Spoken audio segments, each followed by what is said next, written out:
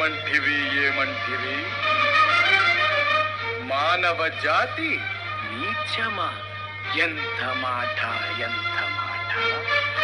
వైతరణి వరకు వెంటాడి వేధించి ముప్పుతిప్పలు పెట్టి మీ ధర్మసూత్రములను మంటగలిపి పతి ప్రాణములు దక్కించుకున్న నారీమణి సావిత్రిదే జాతి, మానవ జాతి.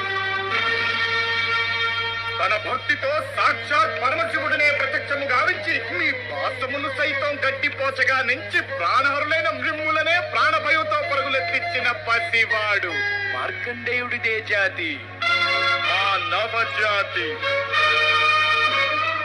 నీచమన్న మా జాతి మూలమున ఏనాడో ప్రతిష్ట మూట కట్టుకున్న మీరు నేడు జాతి అని మమ్ము అవహేళన చేయుటయా?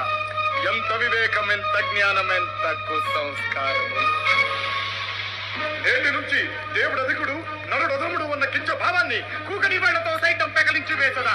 మొక్కులు పొందే ముక్కోటి దేవతలు, దిక్కుడలేలే అష్టదిక్పాలకులు, మరుగుడనిచ్చే పంచభూతములు సైతం జయహోన్నరుడా అని హర్షించ విధముగా సింహాసనం అధిష్ఠించదా?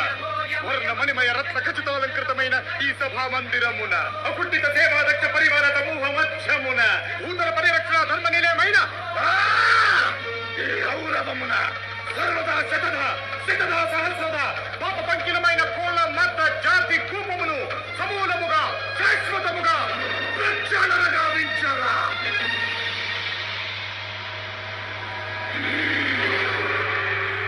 Any doubts?